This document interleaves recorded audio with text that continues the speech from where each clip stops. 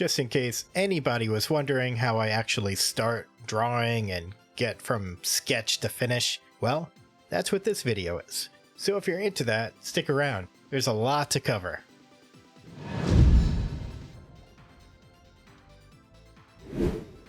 You could think of the first phase as like preparation. What kind of references do you need? Is there a character reference, a pose reference? Maybe you have trouble drawing feet and hands and you want to have a reference for those too, ready to go. I like to keep everything all to the left just so I have it. After I've gathered everything I needed, it's time for the next phase. I find the sketch phase to be one of the most fun, but you can't go sketching around and doing something big until you've warmed up. Some people like to draw a bunch of circles, some lines, test out your pens, just getting the hang of it. It's kind of like a warm-up before exercising. I personally just love to draw OCs and just go from there. There's no planned pose or anything, I'm just drawing them. Other artists might practice some poses, which I think is a great idea. Figure drawing doesn't hurt anybody, and it can only make you stronger. After I feel like I put in enough time with my warm-up, I get right to sketching. Typically I will sketch around, move around the head, change the angles, and really just do what I can until it looks good to me. After I finally find something that I feel is nice, I go to the next phase.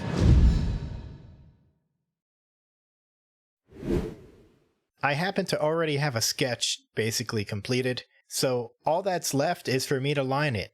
But first, it's time to double check. I always think about the sketch as it's your construction, it's your foundation. If the sketch is kind of wonky, your line art's probably going to look wonky as well. It's possible not to notice every single problem with your sketch though, but honestly, who cares? What's really important is you're going to notice it anyway, and it's important to be able to notice these things even after the fact. What's not good is if you don't do anything to fix it. There will be some cases further in this video where I didn't see something and it was too late to fix it. But as always, every piece is a learning experience, so I can't sweat it that much.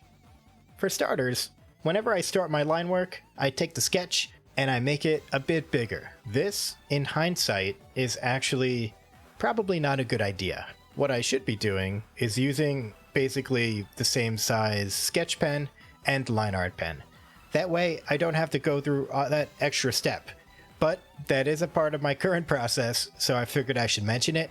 I do need to mention too, that's something I'm personally going to fix. Now after turning the transparency down of the sketch, I make a new layer on top, and it's time for line art. The first thing I do are the eyes, then the face, and then the rest. I'm personally opting in for a very clean sort of pen, which is weird because I actually love the grainy, sketchy pen, but I can never decide.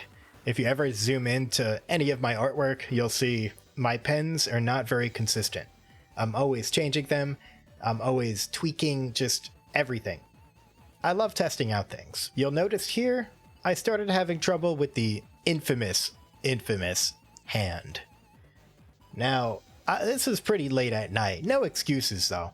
But what I should have done was got a hand reference and did basically more effort on this side. You could already tell the wrist cannot do that. Some of the references I found actually look similar when I checked afterward, but that's just another excuse. I could tell it's not perfect looking. So that's a -1 point there. But I think a super important part of drawing, digital art, any art, or really anything you do, be your best critic. Or your worst critic, depending how you look at it. You want to be able to tear your work apart. You want to be able to be like, hey, I know what's wrong with this, and I'm going to look up how to fix it. Either way, let's continue the line art. Although you don't need to do it, I do like having some varying line thickness. It could basically imply shadow and distance to the viewer. I have seen some awesome artwork that doesn't use this, so don't feel like you have to. I personally want to experiment more with that super, super thin line art, the kind they use in like anime and stuff, because that could look great as well. I think it's really important not to limit yourself to one aesthetic. After line work, I like to just go around and see if there's any glaring issues. Maybe there's just a random hairy line here, or one that doesn't look quite right in thickness. That's the time to fix it. After that, it's time for the next phase.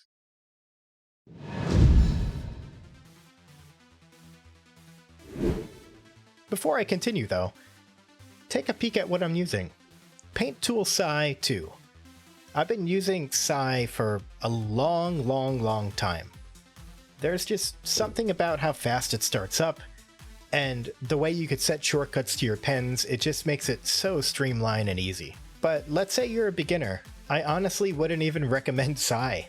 Clip Studio Paint is probably the most full-featured thing out right now, and it's pretty inexpensive, about a third of the price of Sai. I also use it for animation projects. It's great for frame-by-frame animation.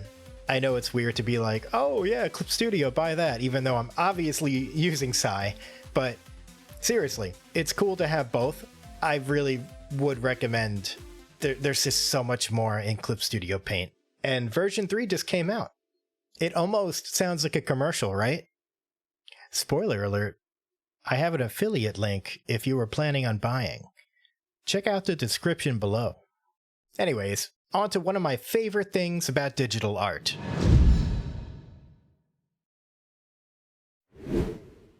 Color masking, clipping groups, there's a lot of different ways to say this, but these are among the most useful things you could have in any digital art program. First thing I want to do is take my magic wand and highlight everything outside of the figure.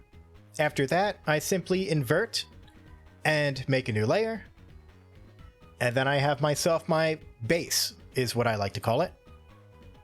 This is the base that all of the masks will go over. But I'm not done yet. Now I need to go over the whole thing. The magic wand tool is not perfect, so I do have to double check and make sure everything's colored in that I want to be. Now that the mask looks good, time to make more. Usually I start with the skin. It depends what's taking up the most color real estate. But from there, everything basically gets its own mask. The hair, skin, outfit, eyes, items, and any extra clothing. Notice when I make a clipping group, it's just perfectly going over what's under it. That's the whole point. So my work is basically a million layers, all kind of stacked in a way where this is on top of that, that's on top of that, this and this and this is on top of that. It's just a bunch of stacks of overlays and crazy layers. That's it. Now that the masks are done, time to add some more detail.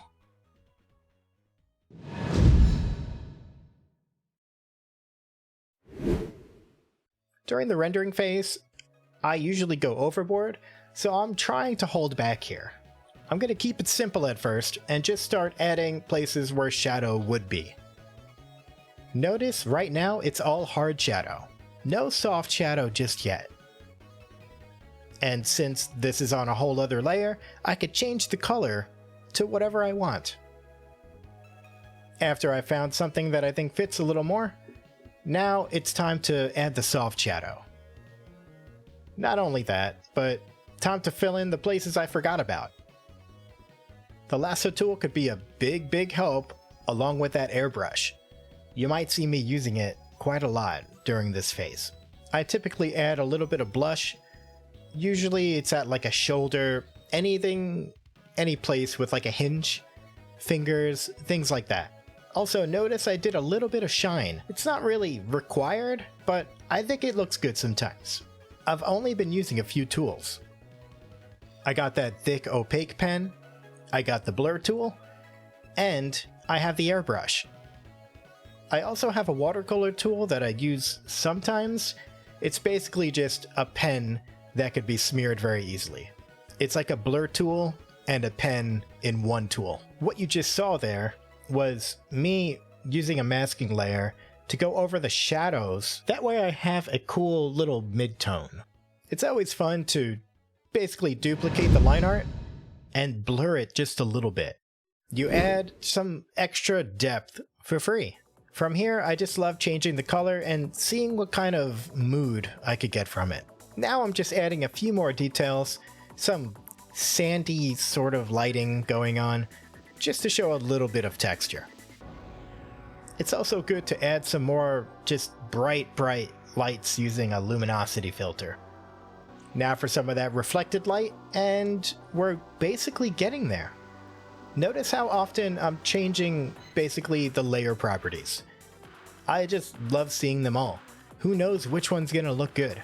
Typically, I use the overlay and the luminosity, but sometimes I use the shade. It all depends on the color you're using and what you're trying to convey. A little bit more shadow here, just to add some more depth to that eyeball. Some more finishing touches, and we're getting closer and closer to finishing. Some last minute shading because I simply can't help myself. I love just putting everything into one folder and then plopping something right on top, making that another masking layer, and adding an overlay. Using the overlay filter and a pretty bright color, you'll be able to basically harmonize everything underneath. Some finishing touches, and there we have it.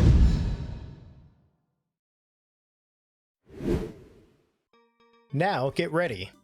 This is incredibly rare footage of me actually doing a background.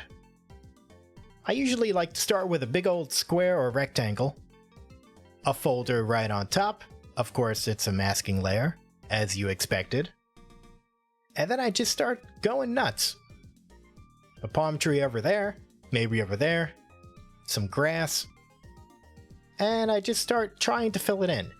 Notice I have my character here, Atro, very soft lighting, rendered. The background's going to be the opposite. We're talking very sharp lines, sharp colors, just super easy and simplistic. Now over here, I wasn't really happy with how that rectangle looked, so I made it into a circle. I thought that color filter looked a bit better as well, and it really makes the whole picture pop. And because I simply can't help myself, I always love adding a little thin white outline, just because I think it looks really cool. It also helps separate her from the background. The lighting on the fingers don't look too good, so I'm going to get rid of that. At this point, I'm just experimenting with the rim lighting going on, and just deciding what looks good to me. Overall, looking back on this piece, I think I did a pretty good job. I could definitely use some more hand practice, more pose practice, more anatomy practice, more background practice, more drawing heads in different positions. The list will go on, but what's important is I know what I have to do next. I hope you enjoyed this little art process video. If you have any questions about my process, or maybe want more in-depth tutorials about things you think I'll actually be able to teach you about, feel free to say it in the comments. I definitely read them all. But yeah, that's all I got for now. So thanks for watching. Catch you in the next one. Bye.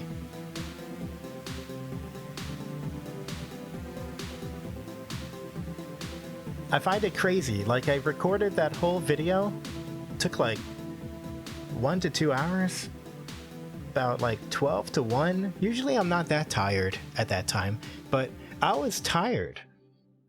But yeah, like check out these other videos. I got some, drawing tablet reviews. I'm still using the XP Pen 16, the Artist Pro 16. It is kicking butt, and I love it. I got a whole review on that, an unboxing, all sorts of stuff. Okay, bye.